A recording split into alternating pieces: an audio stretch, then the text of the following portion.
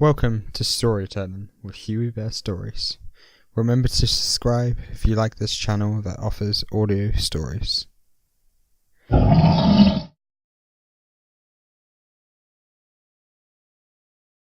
Previously on The Legend of Nico. Spoilers ahead, you've been warned. A mass murder has haunted the large town of Sundale. Bodies were found dead in an inn. The killer, named Osen, has one motive: to balance what he deems unbalanced. The killer has escaped with his life, leaving a taunting note to the new sheriff of Sundale after killing the last. Twisted Robin is a well-respected sheriff, a man who developed his name through an iron fist, through cruel punishments to those who dare breach the normality of the town. He has gathered a worthy posse to hunt down this killer and bring him to justice. But Robin was naive. This time, he has met his match. An iron fist cannot crush an unpredictable psychopath, especially one that controls the Pepper Gang, a very dangerous, organised group of outlaws. Osen, fueled by whiskey, is far cleverer than Robin could ever imagine, and he has walked his group right into the killer's trap. Now Robin is dead, with his group dispersing in chaos. Those responsible for the killing will secretly journey to tell the rest of the Pepper Gang the good news, so the real manhunt can commence. And so our story continues. It was a deceitful climb, one that had taken every ounce of energy from his body. Carrot Calvin clawed his way forward, pushing through the mental pain that was testing every movement. He no longer felt the sting of the cold, but could see he was in freezing conditions every time he breathed. He could clearly see the vapour from his breath that evaporated into the chill of the mid-afternoon day. The money is what got him through it. The reward he was promised was the reason why every step was one pushing forward. He wanted to go back so many times now. There is no future behind you, only in front. Those were the words that echoed in his head, the words frozen in his mind, the words of his mother on her deathbed. It was an excruciating memory, one that agonized itself forward from the back of his mind. She died of an illness that is also in him. The money will take all of that away. The changes, the heartache, the desperation. He imagined living a life after the treatment. Carrot has suffered from a genetical illness, an illness that causes premature death. It had affected the looks on his face, causing his teeth to grow crooked and crowded, layered rather than in a line. It was an indication of things to come. He saw the pain take away his mum. She died before she passed away, her personality succumbing to the pain of her disease. Her hands bulged to the point where blood and pus oozed from her fingernails. She ballooned to the point where she looked as though she could explode. She did. Her heart could no longer handle the stress that it mounted. The doctors confirmed heart failure as the cause of death. Carrot witnessed this at the age of 14. Now, 13 years later, he can only accept his fate. The doctors told him he would be dead by his 50s, unless he can fund the cure on offer. They said it will cost him $50,000. Carrot was promised double that, in return for a life. He saw the exchange as a life of his own. He didn't want to die. He wasn't ready to die. So he killed to live. During Twisted Robin's exhibition, he had always been eyeing up the sheriff's neck. One swift stab, and he would have his life back. He timed it accordingly. He waited for the right moment, a time where he could be alone with the man, in a period where he could have time to escape. He got lucky with his ploy. Bill had woken up just as he started stalking Robin in the dark. He adapted his plans. He used Bill's knife that he left behind, shoving it into Robin's neck and twisting to confirm the kill. It's a strange feeling to take another life, but the strangest feeling for Carrot is how he felt no remorse. Seeing a man die was a necessity, a means to reach an end. It was planned and fulfilled. In a way, it was satisfying when it was done with. The deed was like a black cloud that was hanging over him throughout the week. He had been lying in wait, keeping an innocent profile within the group to avoid suspicion or detection. When the opportunity came, he took it.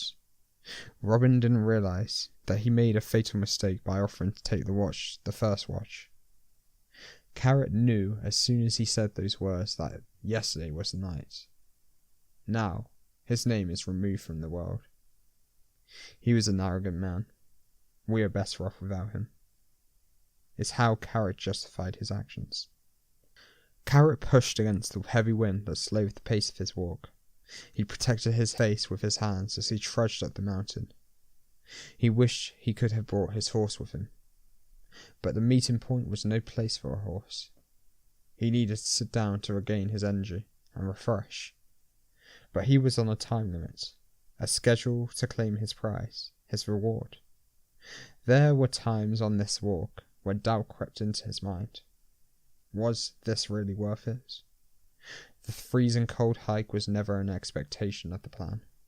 Something that had caught Carrot completely off guard. He could only trudge through the pain. His clothing no longer held the bitter feeling that chilled his bones. Instead, his body had activated an annoying defense as his bones rattled away. He had been unconsciously trembling for over an hour now.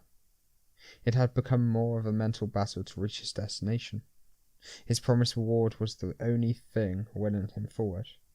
Yet he climbed forward. The start of the climb wasn't so bad. The incline of the mountain was gradual, but the pain and cold built up over time, gradually wearing his muscles down. His body had hit a limit.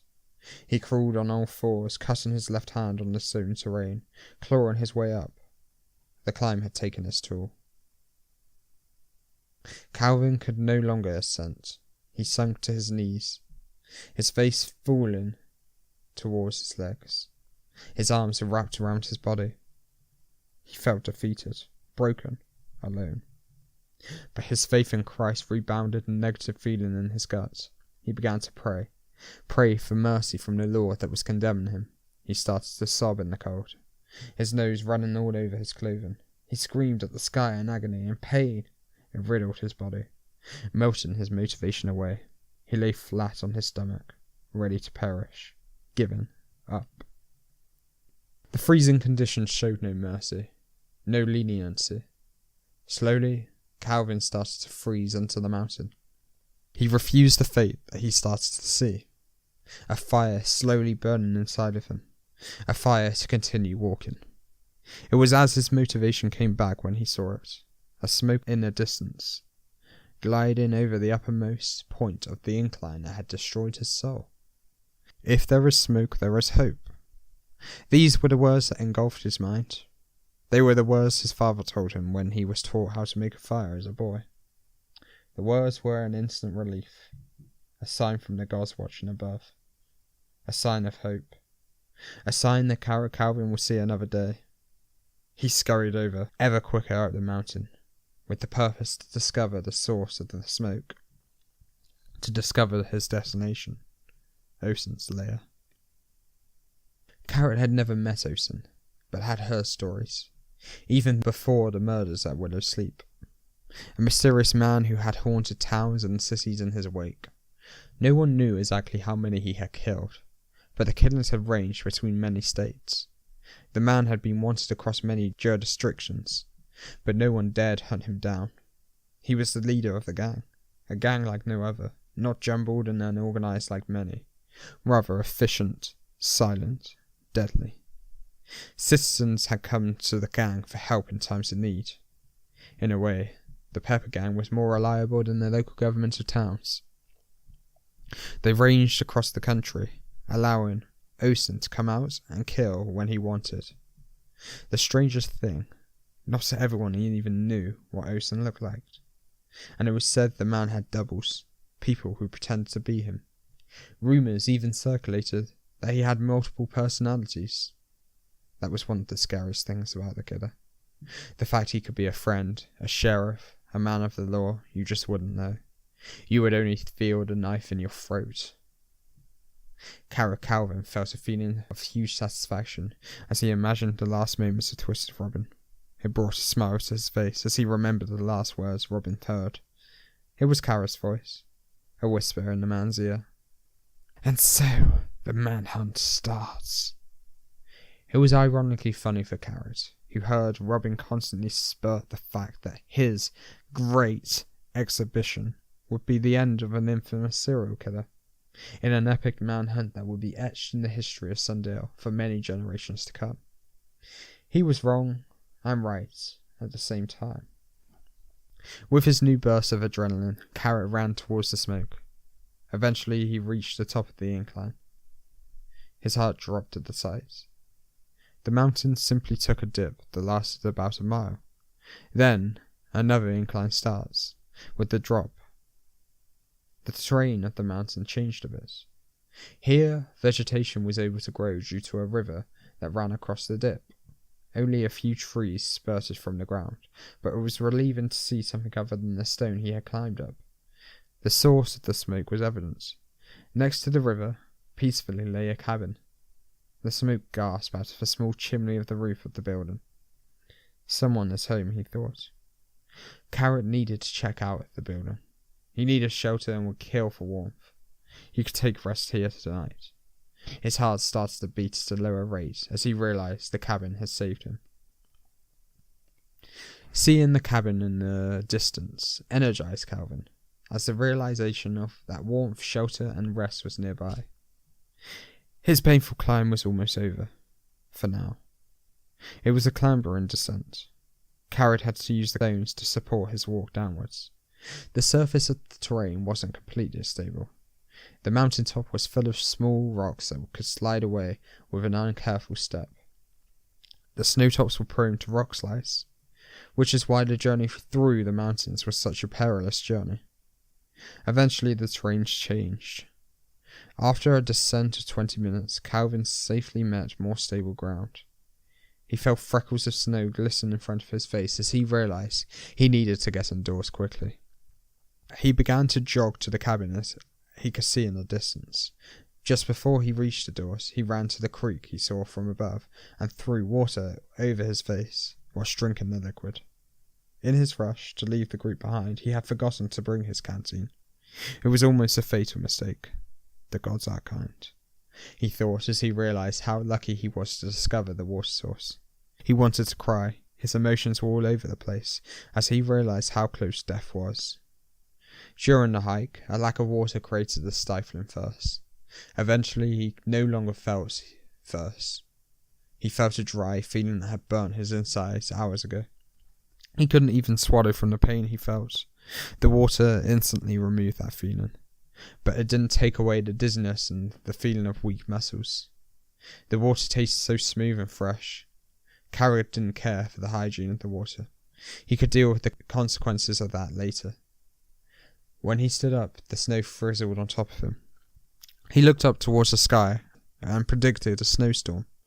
The weather was beginning to change into a blizzard. He ran to the cabin door, eager to hide from the elements. Carrot Calvin slammed his fist multiple times against the hard wooden surface of the cabin door. He waited before shouting. "Hello?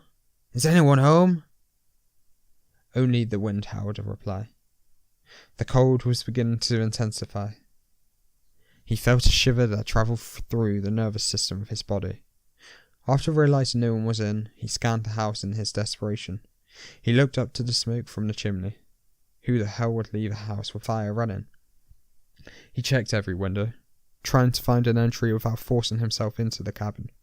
He didn't want anyone to know he was here, and was glad the snow didn't start hours before, as every step would have been a track for people to discover his whereabouts. The first two windows were locked. The final one slid open to a gentle push. He felt a huge sigh of relief again feeling as though the gods were shining all their luck over him. He made a quick prayer of thanks, then climbed into the cabin. The smell was the first thing Carrot noticed. It was explosive. As expected, the cabin was devoid of human life, but it was not empty of human form. A man lay strewn over the floor, his eyes wide open. His face had been flayed to the point where it would be impossible to identify the individual. His right leg had been cut off, as well as his left hand.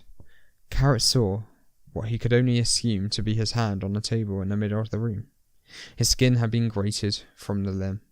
The fingernails had been ripped off. A plate with a knife and fork lay unclean on the side.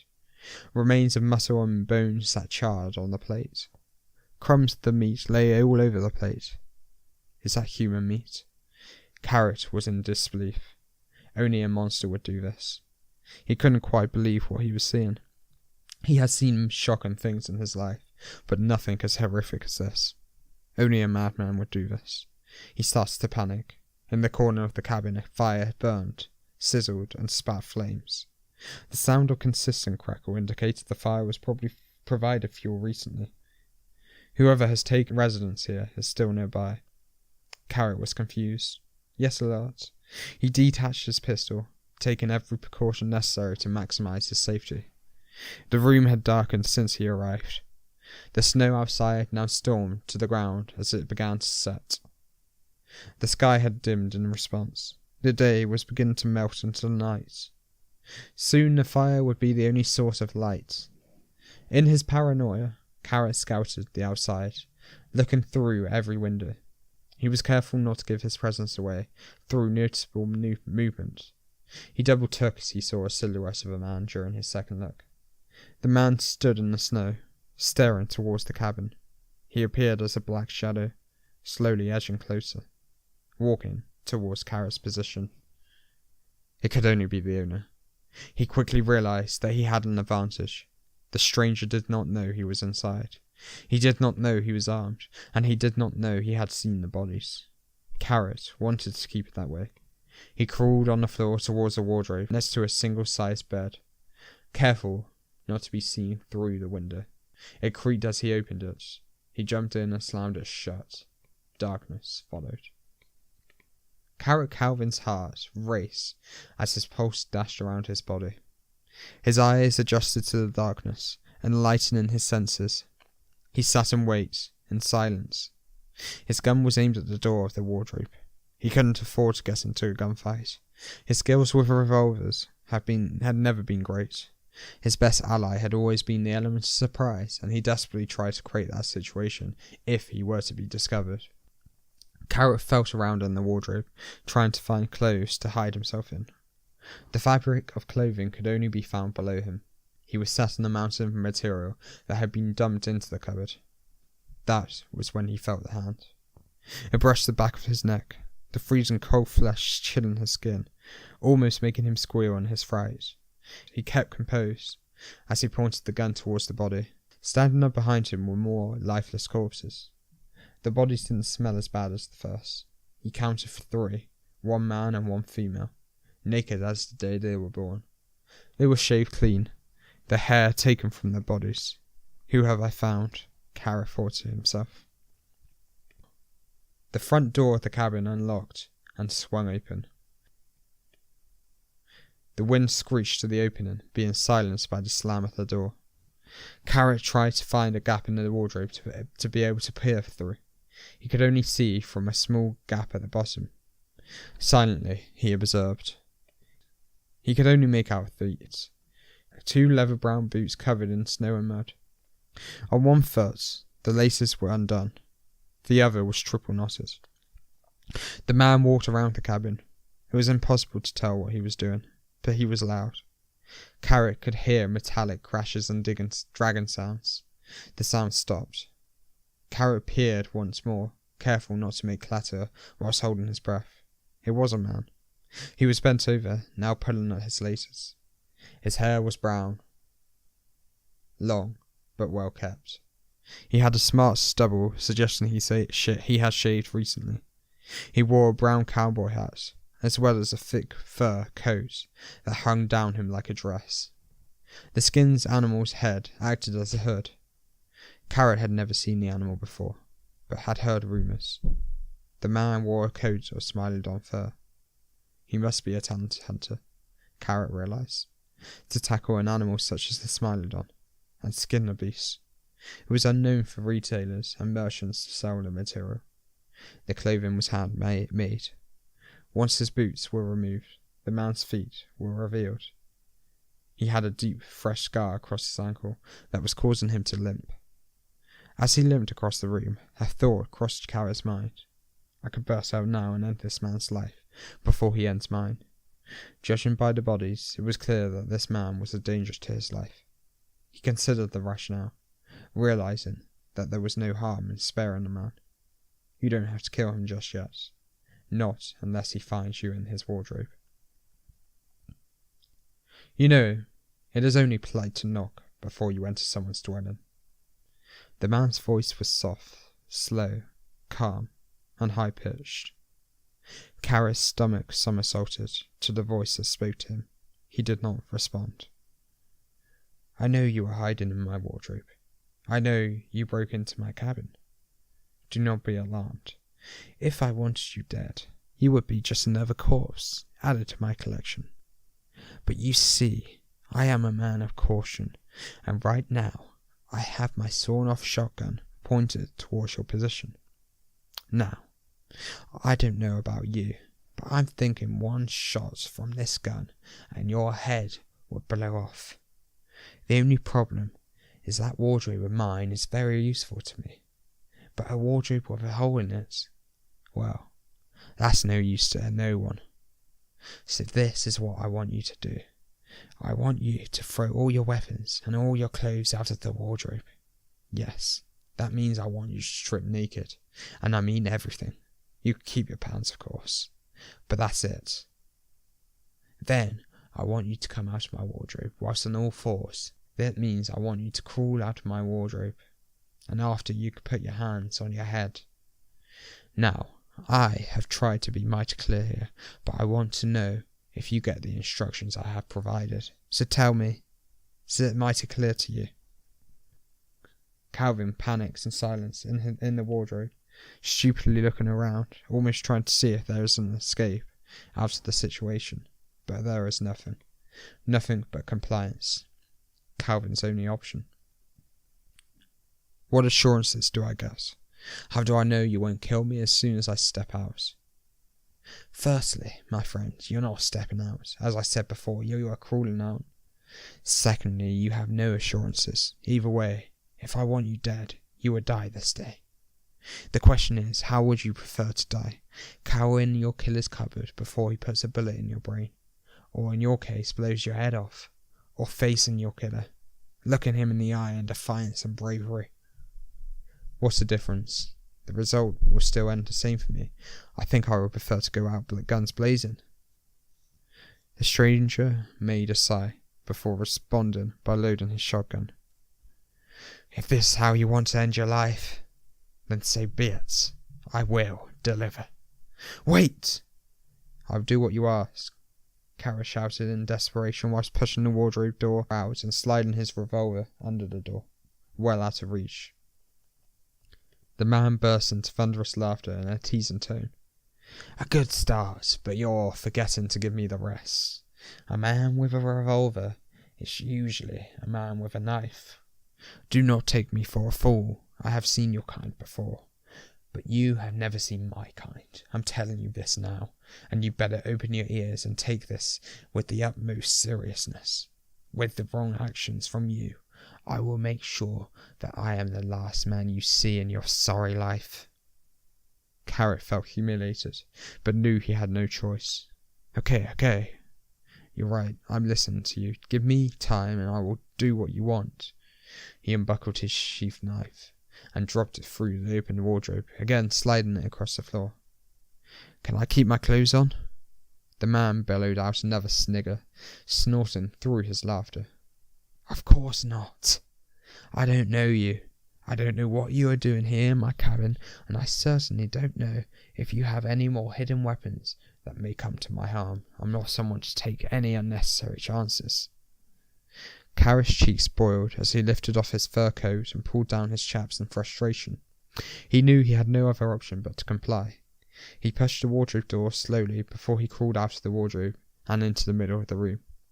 It was an embarrassing experience, but at least he was still experiencing life. He looked up at the man who pointed a shotgun to his head. It wasn't a bluff.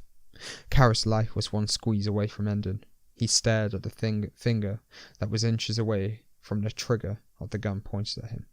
One squeeze would blow his life away. Now, you have 5 minutes to tell me what you are doing hiding away in my wardrobe before I decorate my cabin floor with your brains. Carrot panicked inside, troubled by the prospect of death, but from the outside perspective his nerves did not show. I'm here to bring news to the Pepper Gang. You must have heard about them. They have a dwelling around these parts and I'm on my way to find it, to bring information about a group that intend to bring their leader to justice.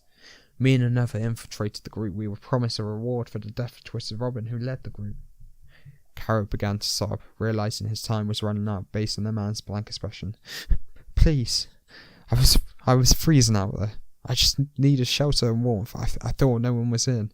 No one will ever know what I've seen in here. Please, have mercy. Please, I beg of you. And what have you seen in here? Calvin looked around, realizing that the body he had seen earlier was no longer situated in the middle of the room.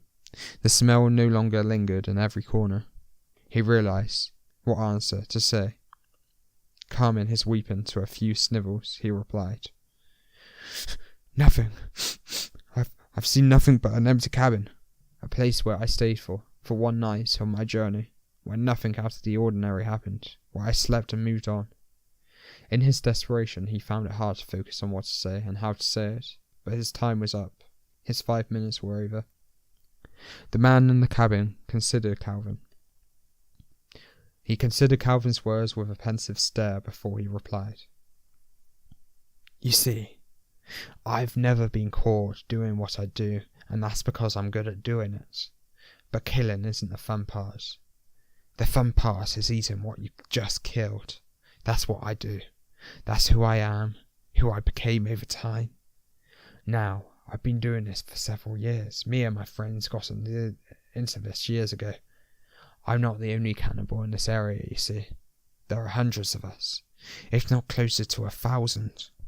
We spread ourselves across the snowtops, holding a hunger that can't be quenched. I'm going to give you peace of mind here.